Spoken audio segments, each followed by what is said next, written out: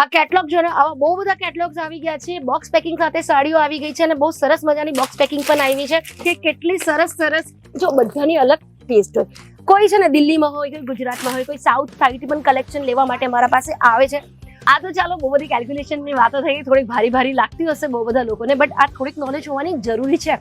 હું પણ થોડાક જોતા નોલેજ વાપરું છું. બટ અહીંયા તમે જોઈ શકો છો, હવે તમને કેસરિયા ટેક્સટાઇલ કંપનીનું લેટેસ્ટ હમણાંનું ટાઈમનું પોઝિશન બતાવી દઉં છું કે જોઈ લો. આટલો ટેક્સ આપીને અમને વસ્તુ મંગાવવાની, તો વસ્તુ વિચારો 100 રૂપિયાની વસ્તુ 150 રૂપિયાની પડે અને પછી ટ્રાન્સપોર્ટેશન ફલાણા ઢીંગલો એ બધા કોસ્ટ 200 રૂપિયાની પડે, તો પછી એ વસ્તુ આપણે વેચવાની કેટલામાં?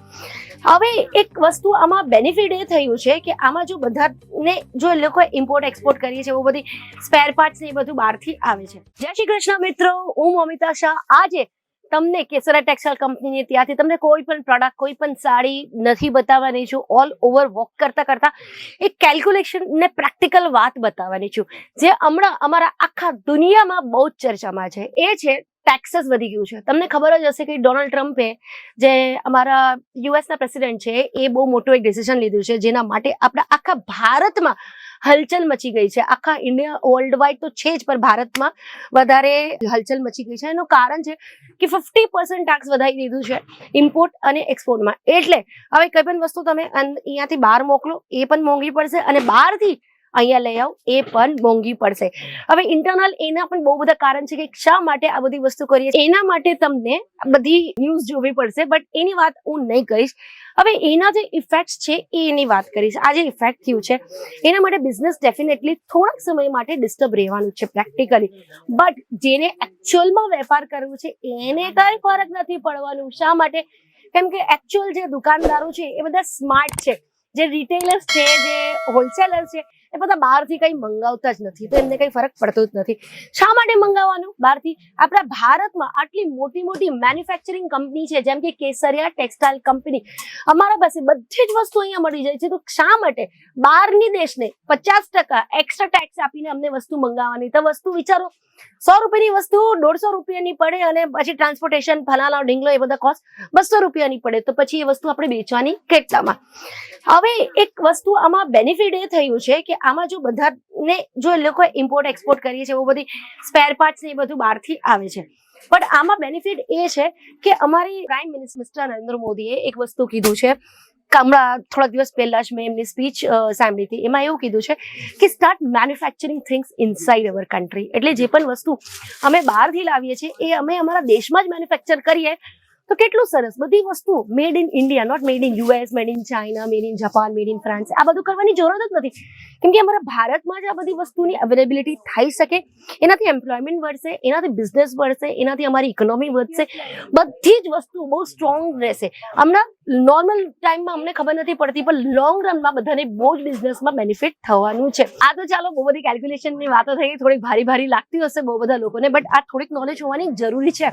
હું પણ થોડાક જોતા નોલેજ વાપરું છું. બટ અહીંયા તમે જોઈ શકો છો, હવે તમને કેસરિયા ટેક્સટાઇલ કંપનીનું લેટેસ્ટ હમણાંનું ટાઈમનું પોઝિશન બતાવી દઉં છું કે જોઈ લો. આટલો સરસ મેન્યુફેક્ચરિંગ કંપની છે, જ્યાં બધી જગ્યા તમને રશ દેખાશે. કસ્ટમર તમે જોઈ શકો છો, અને આ જે બધી ટ્રોલીઓ છે આ બધા કસ્ટમરે પસંદ કરી છે. 1 મિનિટ ભાઈ, કસ્ટમર ને જે પસંદ કરી છે બતાવી દો.